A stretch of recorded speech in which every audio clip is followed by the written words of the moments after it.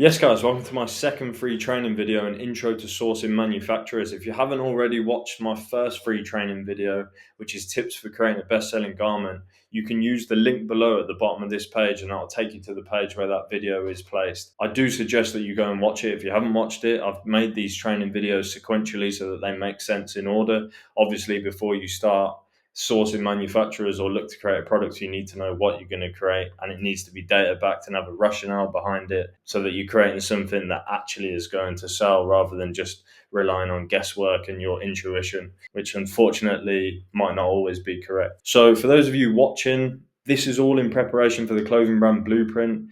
That launches on the 13th of August, which is a program I've spent so much time on, kind of poured my heart and soul into it for the past year and a half.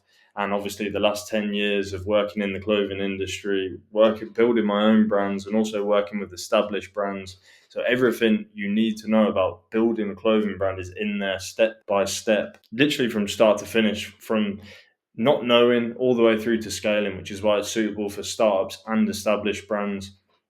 We go through business models based on your circumstances, even if you have no money. We go through how to source manufacturers in detail. We go through how to guarantee response rates, how to work with manufacturers, how to then sell out your first collection or your first drop, how to run Facebook ads, TikTok ads, Google ads, and all the strategies around that, strategies behind sales funnels and how to get repeat custom and scale. Just everything you need to know is in that course, and it launches on the 13th of August. And that's what these free training videos are about. They're kind of a warm up prior to that, obviously releasing, to help you guys out, to kind of give you a taste of what the blueprint's going to be like. And obviously also just to help as many of you out as possible, because that truly is the overall mission. It's my mission with my content and everything I create, basically, because I know how daunting it is to be at the start, and I know how daunting it is to, I've got something off the ground and also be looking to scale it. So I've been on both ends, but not to worry, it's exciting either way. So I just want to help you out, give you the knowledge, because I know a lot of people don't, and it's kind of like a really gate kept industry. So that's my aim with all of this. So let's get into this second free training video. Right, an intro to sourcing manufacturers. Now, this is a brief overview of what we're going to go through throughout this presentation. I'm going to try and keep it brief and actionable and concise so that you can just take the value from it and then just go and implement it. I know that because I'm so passionate about this stuff, I can tend to waffle on, and I'm trying not to do that. And we can save that for the blueprint and all the extra bits.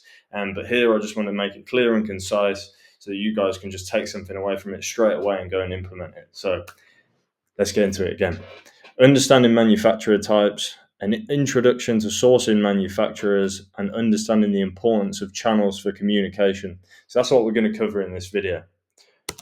Right, understanding manufacturer types. Now, I know particularly for startups or people at the very beginning of like this journey, you may just think there's a blanket manufacturer that just deals with you. That's not the case. There's different types of manufacturers that you need to be aware of so that you know which one you need to choose and be reaching out to for a start to then go and create the thing that you want to create. So first of all, we've got FPP manufacturers. Now, this just stands for full production package manufacturers. It means they'll provide you with an end-to-end service, from design to creating tech packs, to creating your patterns, to helping you with samples, development days, first fittings, all the way through to, fabric sourcing, trim sourcing, bulk production, cutting and sewing everything together and your finished product at the end. It's kind of like a startup's dream, which is why I always recommend it to startups, although it is more expensive than another form of manufacturing that we'll go into next. However, when you're starting out, you want to make sure you understand the process and you're doing everything correctly, which is really important, which is why I always recommend these guys, because they're going to take you through the whole process. So there's also two types of FPP manufacturers, and it really doesn't matter which one you work with so long as they get the job done.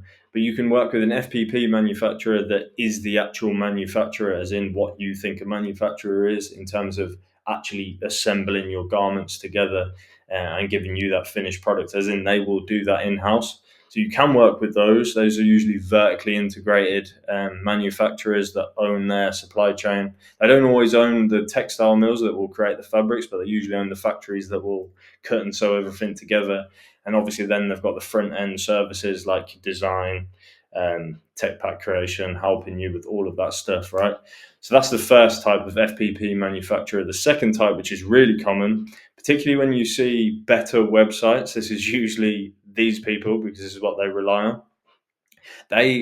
They're basically middlemen, like agents that you'll go and work with them. You'll get you'll tell them your ideas. You'll get your tech packs made, your samples made with them. Obviously, do your first fittings with them. You get consultancy, all of that stuff that comes at the start. But then they will outsource the actual production side of things to their network of manufacturers or factories. Sorry, and so it just means that they're not the ones actually doing the manufacturing, but they're relaying all the information that you give them and giving it to the relevant factories. Because obviously, if you want to create different product categories, they're not always made in the same factory because it requires different machinery. For example, if you want to create like leggings, seamless leggings, that requires specific machinery. If you want to create, knitted woolen jumpers, that requires specific machinery that's going to knit the patterns together with yarn. It's like a machine that will create the patterns for you. It's crazy. But yeah, that's the difference between the two. It really makes no difference, but it's also why you'll see some websites are better than others.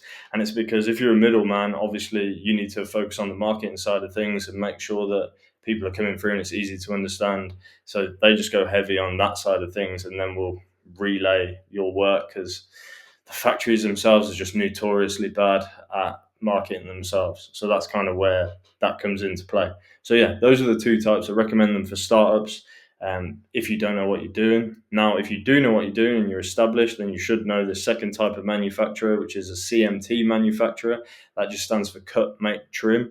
And it is what it says on the tin. It just means they'll cut, make, and trim your items together to give you that finished product. So that is like you working directly with the factory, as in you've sourced the fabrics and trims yourself. And obviously, you've also created your tech pack, your spec sheet, created your pattern. Obviously, they'll still create a sample for you and stuff, but you provided everything, the blueprint for them to say, look, this is what I want to create, and they'll just go and create it. Obviously, that's cheaper, and obviously, that's quicker for two reasons. Because number one, you're not paying for all the additional services. Number two, you're not getting the manufacturer's margin add-on, right? You're basically just paying for the labor. So if you've sourced the fabrics and trims yourself and you've gone to China, for example, where a lot of fabric comes from, and then you go and purchase the fabric, then you're just getting the cost price, right? And then you're shipping that into them, and then you're paying the labor cost, which is just the cost of, the workers on the production line of cutting and sewing everything together. Whereas if you're working with an FPP manufacturer, they're going to add in their margin on top of those costs so that they can make money, which is kind of fair enough. The reason why it can be quicker as well is that, if you're working with an FPP manufacturer, you've got that time where you're explaining what you want, then they've got to go and source it for you, which will take time. You got to have your development days with them and do all that stuff. Whereas if you're doing it all in house and you're ready, the fabric and trims are ready to go, we've got to do is ship it to the factory. That's going to just pull down your production time so much, believe me. But that all comes based on the back of like really solid back end systems. And obviously, there's huge brands who will own their own factories as well, who can get it even quicker. So if you're ever wondering like, oh, how does Zara have like a turnaround time of like 2 weeks or sometimes even 7 days or whatever to create new products, or Shein, which is a different beast altogether, fast fashion. It's because of things like that. So that's what a CMT manufacturer is, and those are the main two. So really, in theory, you want to be starting out with an FPP manufacturer, understanding the process, unless you're already within this industry and now you're going off on your own. And then once you've understood that process and you know how everything works, then transition to a CMT manufacturer to get more efficient and better costs. So that's what you want to do. So those are the main two. Then we've obviously got independent artisans. Now, these are going to be like localized people, and they're obviously going to be a varying talent. Different countries have different people who will basically do this job for you. But what I'm talking about by that is kind of a small workshop that might be local to you, that could create you a small batch of t-shirts or dresses or jackets or whatever it is. Usually like more craftsmen. You go to Italy, you find a lot of these people, but and some of them are extremely highly skilled, but you've got to think about your branding and your positioning as to whether you want to work with these guys, because firstly they're going to be a lot more costly because they're one person, and usually you're going to go for someone local. So depending on where you live, that could be a higher or lower cost than if you're outsourcing it to a different country where labor costs are lower.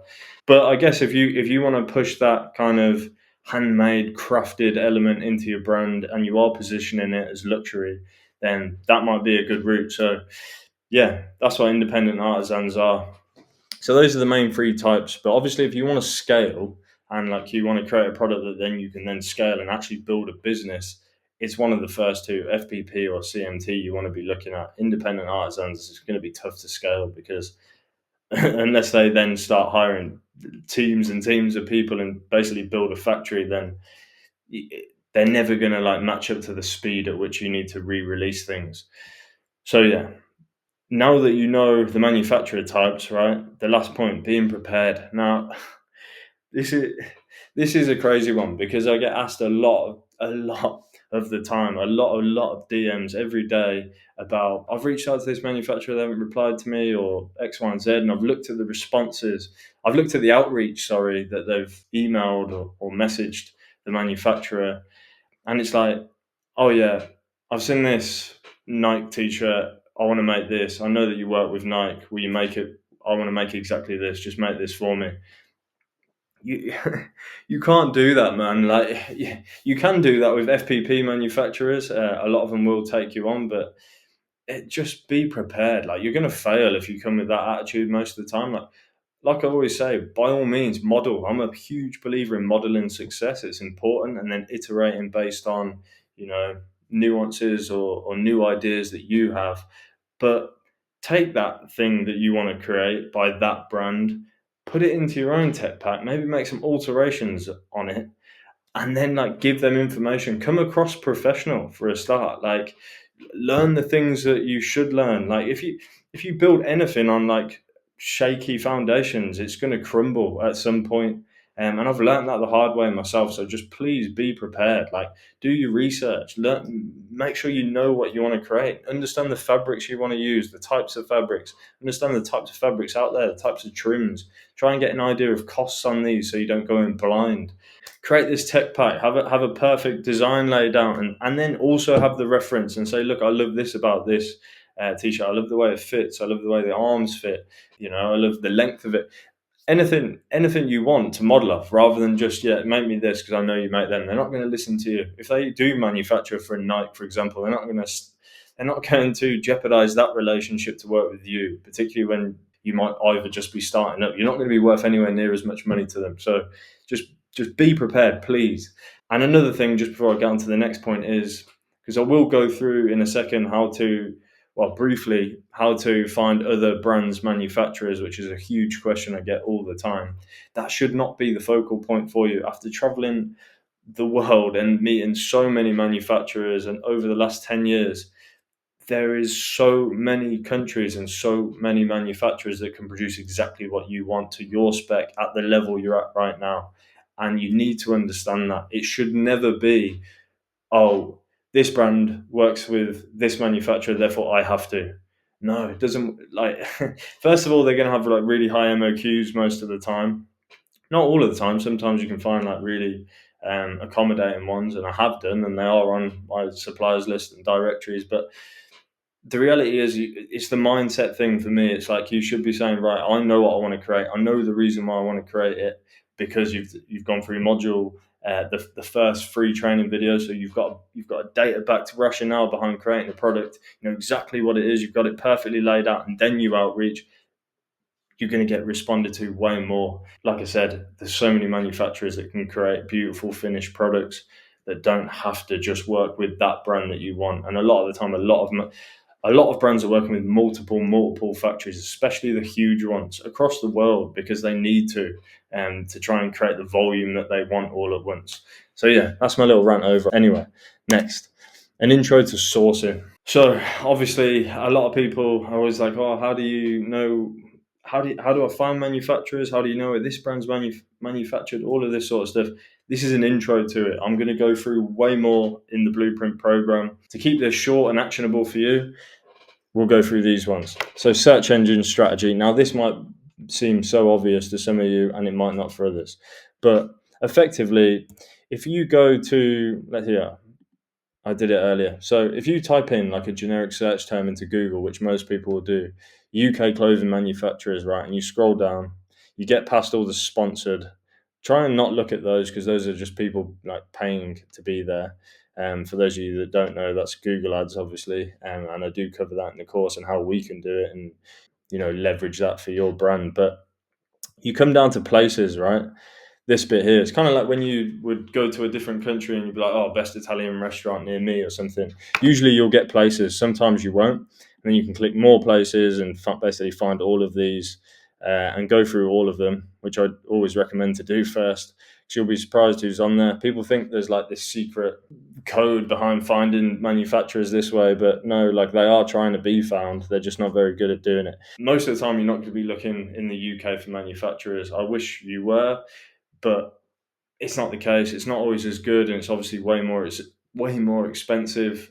Don't shoot me for saying that, but it is the truth at the moment. It wouldn't be my place of choice as much as I wish it would be, because obviously I'm from here. So if you are, let's say you're looking in Portugal, for example, and you do this, you say like, right, Portugal manufacturers in here, and then you click it and you come down to places. First of all, there might not always be places, particularly when you start looking in like Southeast Asia and places like that.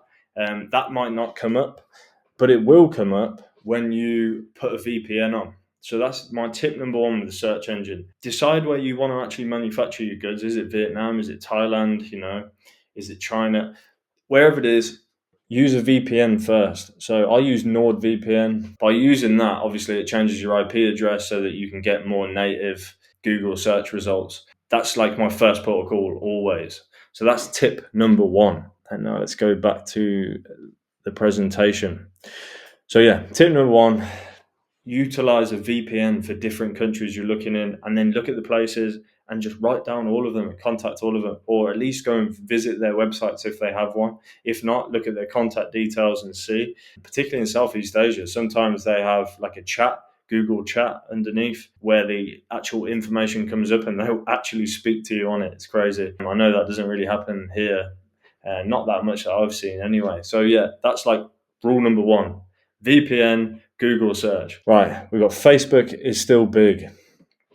Now, it's crazy to me how many, like, after being around Southeast Asia, they all use Facebook still. Even like Facebook groups is a big thing. So first and foremost, if you're in a country and you want to specifically find manufacturers in that country, join all the Facebook groups. Like put in, fashion group or apparel manufacturing group or footwear manufacturing group or jewelry manufacturing group, whatever the category is, and just find as many as you can. Join all of them and literally type in there saying, hey, I'm looking for X to produce X.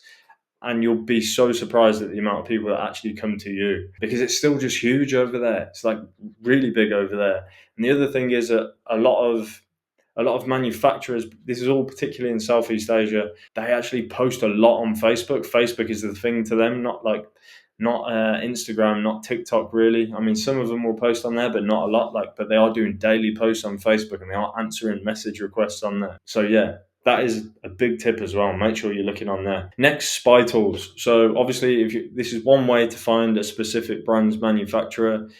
It isn't always going to find exactly who you want. There's a load of different ones. We're going to go through one now. Obviously, I'll touch on how to find specific brands manufacturers more in the course, and the different tools you can use and all of that stuff. But first and foremost, we're going to go through one that you may or may not have heard of, Import Yeti. So you obviously have to pay for this for different versions, but they do give you a couple of free searches here and there, and there is different ones. But like I said, I'll go through that in the course. So let's say you're looking for Palace Skateboards, right? Streetwear brand in the UK. So total shipments, free. So it'll come up with the actual company. So just make sure it is the right one. So you click on this, and now underneath we should see all their manufacturers. and these are their manufacturers, and I know for a fact. So this basically what this is, it's import export data. So it's data based on the shipments that are going back and forth. So as a manufacturer is filling out the export data to ship to the brand itself, that's the information that's getting pulled in here. I don't know how they do it, but it's very, very helpful. So right, you can go down here, and now you can look at all these manufacturers. You can even see what categories, and you can also sort by dates. When you like pay for it and stuff, you can get a lot more features, right? So then if you click on like the manufacturer as well, which is always, you can see who this manufacturer is exporting to. And this can be like really helpful because you're like, oh, wow, I came in looking for this brand and then I found this, and this. So if you scroll down here, you can see, right, Palace Skateboards, shipment activity within this time. When you pay, you actually get the exact dates and things like that. So you can see like recent, because some of these manufacturers, or the data that they'll show you, will be data from ages ago. So you don't know whether they're still working with that brand or not. You've got Golf Wang, Tyler the Creator's brand, and all these brands here. So, and you can go through and show more, and Stussy, there you go. There's so many, right? And that's the way you do it. It's really simple. You type in the manufacturer's name, make sure you've selected the correct country, and then you go through there and browse it. I'm not going to go into mad detail here on how to use this, but that is a way of finding specific manufacturers' brands. Also, just be aware that a lot of brands are held by groups. Like a group has bought them, for example. Not always bought them, but sometimes they're held by them. So, like if you were looking for Zara or something like that, like you might see Inditex on there, which is the group that owns them. And there's plenty of others. So you might have to do your research when you're looking for a specific brand, because it might just be the group name that's on there. So yeah, that should help. Hopefully that helps you anyway. So yeah, spy tools. That's one way of finding specific brands manufacturers. Next, we've got associations. A lot of people don't do this. It's kind of mad, because if you're looking for manufacturers in a specific country, a lot of the time there's associations there, particularly in Southeast Asia again, that they seem to have associations for a lot of things, where they'll literally put down all the manufacturers within a specific industry on a website. For example, I pulled up one earlier, which is Malaysia's Knitting Manufacturer Association. Now, obviously, when I traveled to Malaysia, this was very useful for me. So here, all I had to do is click on member list. And when this populates now, it just gave me a list of like a load of manufacturers there. And this is a really underrated way of finding them. Obviously, this is hard work, right? You can't just sit there and expect it to come to you. You have to do the groundwork and like go and find. But this is why I say being prepared is important. You have to know what you want to create first, and then you know what you're looking for, which will shorten down this time frame. Obviously, for me, I'm looking for all sorts all the time. So, finding this is like treasure to me. But yeah, associations, make sure you look at them. It's really important, particularly when you're looking for other countries. Next, we've got trade shows. Now, I'm sure a lot of you know what a trade show is, but it's basically an event like Pure London or Premier Vision. There's multiple different trade shows, but you go there as a brand or a manufacturer, and like basically if you go there as a brand, so this is like useful if you are wanting to get into other retailers down the B2B route with wholesale. You will go there and you will have a pitch, and then buyers from like these brands like ASOS and all these other retailers will come, and they'll like decide whether they want to make a purchase order with you and things like that. But then it also works the other way around with manufacturers. So people will go there looking for manufacturers. So look for local ones. There's loads around the world. They're happening all the time. Look and go to as many as you can, particularly if you're serious about finding manufacturers and building your brand, because you will build much stronger relationships in person than you will in any other way. Like I said, this is kind of an overview of like sourcing. I want to keep it actionable. So we've got search engine, use a VPN. Facebook is still big. Make sure to check there if you're looking, particularly in Southeast Asian countries where labor is cheaper and you can get your clothing produced cheaper. Spy tools, so import and export data websites that you can browse to find specific brands, manufacturers, associations in different countries. Just try and find them for wherever you're looking, particularly if you've gone there on a search to like find manufacturers. Make sure that's the first point of call, because that will just give you a whole list. Trade shows, obviously that's more like in the ground, getting in, getting dirty, getting the work done, but do attend them, particularly if you're serious. And obviously, there's much more in the Clothing Brand Blueprint program, and I'll go through it in more depth. But hopefully, that is really helpful and really actionable to get you started. And so that brings us to the last point now, understanding the importance of channels for communication. Now, again, I want to highlight the importance of being prepared. Before you reach out to these people, just know what you want, know what you're talking about, particularly when you're looking in other countries and there's a language barrier there. If you just come across unprepared, they just don't want to bar of it. I know it feels crazy as well because you're like, oh, I want to pay them. I want to, I've got money. Like I want to do work with them. Why aren't they working with me? But they don't make a lot of money off you at the start. They're like banking on you being successful, and that's like a big thing. So how you come across in the first meeting is really, really important. Now, country specific channels, this is really, really important. Figure out based on your country that you want to manufacture in, what is the biggest form of communication over there? Like what do they communicate on?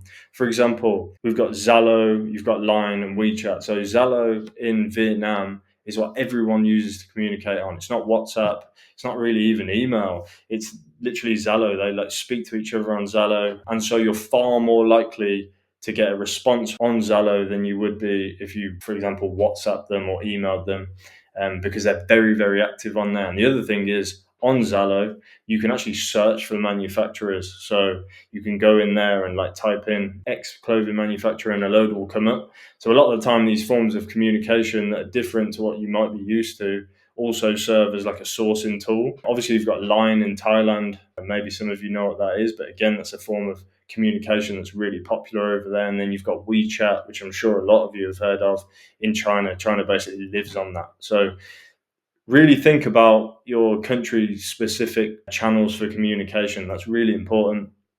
Do a deep dive into it and find out what channels they're using, because that is going to help you out just so much. Believe me, after sending so many emails and then finding one Zalo message gets me a response, that was like a moment for me. So yeah, hopefully that'll be helpful. Now the other thing is native language reach outs. If you've ever tried to ring a manufacturer in Thailand or Vietnam, phone down like straight away. Like if you're like, oh, I'm trying to do this, and they just don't understand what you're talking about, because obviously there's a language barrier there. So if you are reaching out through email or even on one of these forms of communication, maybe write your email, write everything, and then go on Upwork or Fiverr, like a platform that you can use to hire freelancers and get them to translate it into the native language and the way it would be said, because you're way more likely to get a response. If they can't understand what you're saying, particularly if you're going for like a CMT factory where there's no middleman service, then you want to be reaching out in the native language to get that response back. Obviously, then you'd have to work with the translator, but that leads into my next point, which is finding a local to overcome communication barriers. Now, Upwork and Fiverr, I prefer Upwork because you can post a job. So you could post a job saying, and this is like, you can do this for free. So you can create an account on there, post a job saying, looking for local translator in China, or looking for a local translator in Vietnam to help me source manufacturers and communicate with them, right? Whatever you want to put in, you'll get a load of people apply to the job, and then you can have a chat with them, have a Zoom call, whatever, explain what you want, and then go from there. But that is really important because that's a huge reason why you might not be getting responded to as well. You can't just assume that everyone will speak English, just because a lot of the world does. Particularly with some manufacturers, like they don't speak English, particularly, like I said, the CMT ones. So make sure you try that as well. So, run through again. Make sure you're prepared. Country-specific channels. Find out the means of communication. Reach out not only in English but in their language as well on all these channels as well. That's another point. Don't just hit an email once and say, oh, they didn't reply. Hit them on Zalo, hit them on WhatsApp, hit them on email. Try and ring them. Get someone else to ring them who is native to explain what you're actually wanting. You've got to go for it, man. Native language reach outs, like I just said, and then find a local to overcome communication barriers. And you can do that on Upwork or Fiverr. Hopefully that was helpful, and hopefully I didn't ramble too much. Obviously, I'm going to cover this in much more detail, including other ways to source and also how to guarantee response rates in much more detail in the Clothing Brand Blueprint program, which, like I said, launches on the 13th of August. I am only allowing 2,000 people to enroll on launch day. That is to maintain the integrity and success rate of it. I want to make sure that the people who actually purchase and get into the blueprint are successful. So if there's way too many people in there, it doesn't always work. A lot of people will buy things and then, say they really want it and then just don't go through with it. So that's why I just want people who really want it, who really want success in this. So I'm only allowing 2,000 of you. And like I've said, it's a step-by-step guide for clothing brand success, and it's suitable for startups and established brands. Anyway, what's next? So next we have the next free training video is on the 8th of August, and it's unlocking sales secrets for your clothing brand. This is a topic I'm super passionate about. Aside from creating unbelievable products and getting them manufactured, a big part of what I've done in the last 10 years is all e-commerce. It's sales systems, it's understanding how to run ads, it's the psychology of sales, the psychology of conversions on your website, all of that sort of stuff. We're going to cover all of that in a similar format on the 8th of August. So if you're not already on this list and you've just come and watched this maybe for an Instagram post or a story that I've done, there is a link below where you can join the Blueprint waitlist, where you'll then unlock that video as well. So make sure you join by clicking that button, which will then take you to be able to sign up. Then you'll be notified, obviously, when this next free training video launches, because believe me, and I've been in this situation, you can spend a lot of money solving the first part of the equation, leaving you with no brand. And it will give you all the dopamine, you'll feel really good. You'll be like, yeah, I've made these products that are sick. Now I've found a manufacturer, oh, they're sick. Oh, the finished products are great. Oh, but I've got no money left. How am I going to sell it, right? We're going to get into how to sell it, and also how you should be thinking around that, because that is really, really important. You don't have a business if you can't sell it. You can have the best product in the world, but if no one knows about it, no one's going to buy it. So we're going to get into all of that and all that stuff that I'm super passionate about. And we're going to get into that in detail. And also we're going to get into it in even more detail in the blueprint. So yeah, I really hope this was helpful for you. Please go and implement it. Try these different ways. DM me if you need anything on Instagram, or email me at info@jackgriffinparry.com if there's any issues or anything like that. But yeah, stay tuned. Big love.